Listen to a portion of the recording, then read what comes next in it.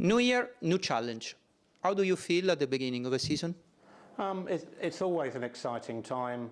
Everyone's obviously been working quite hard for the last, well, in the case of the wind tunnel, the last sort of 7 or 8 months. Design office for the last 4 months, and it's always good to see the project finally coming together. And it's, you know, over the last month or so, bits start arriving, and you know the mood in the factory changes and builds. It's always quite an interesting and exciting time. What are the main changes in the team's organization for this year? We have Steve Clark's joined us, who takes over the head of race engineering, which is a good help for me. It means I can concentrate more on the car program as a whole. We have Hamashima starting with us. Again, there's a wealth of experience between Steve and Hamashima, which hopefully we can, you know, share with our current knowledge and build and get a better understanding of how to maximise the performance of the tyres. So the other changes, there's been a few changes in the way we run our simulation department, both of the, if you like, the vehicle dynamics side of things, and also the race strategy side of things. We've strengthened that department as well. In terms of rule interpretation, is it all clear just before the start of the season?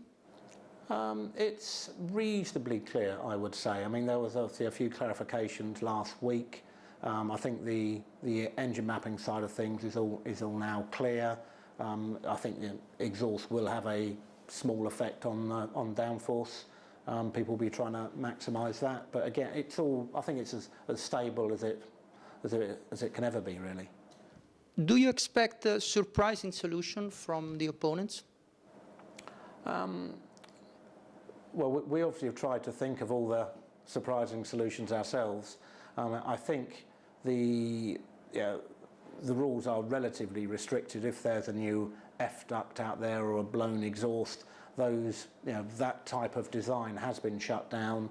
Obviously, there was a recent clarification on using brakes to change the ride height of the car, which came out last week. So, I mean, I don't know. I mean, there's a lot of innovative people out there. Only time will tell. We'll see what they come up with. What are the next steps in terms of car development? I think the basic car is all issued and in manufacture. We're obviously working on upgrading the aero mainly. There will be an update for the third test in the first race, and then in reality it's just a constant aero development all through the year. If you have to describe the car in few words, how do you do it? Well, a lot of people said a lot of things. I mean, I think it's quite it's a bit of a step away from where we have been. It's certainly taken a few more risks on, you know, the basic car layout and things like that. I think all in all that, you know, everyone's done a good job. We now just need to sort of knuckle down and start pushing again for all the upgrades for first race and through the year. Now that you've seen it completed for the first time, are you happy with it? I don't think you're ever going to be completely happy. Happy, I suppose, is, you know, winning the first race, winning the championship. I mean, I think a lot of effort has gone in, and it's always nice to see the fruit of everyone's hard work over the last, 6 months. You're never happy until you've actually got a winning car and enough margin to make everyone's life easy. Which areas of development do you think will be the most important in 2012? As everything, the biggest differentiator is aerodynamics still.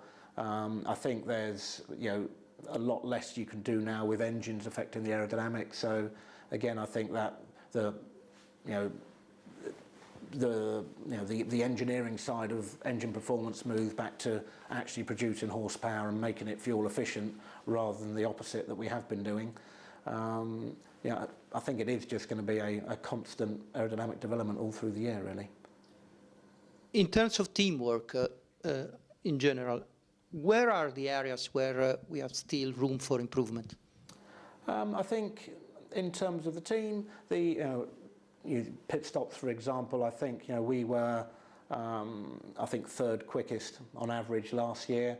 We certainly know some areas where to improve. We're hoping that we can get our average pit stops down by maybe 4/10, if we're lucky, 5/10. So there's improvements there. I mean, our starts again were quite good. I think we were at the on average again leading the whole grid in terms of start performance, but you can't be complacent. You've just got to try and make everything better. So we're working on all the areas, all through any area of performance we're working on.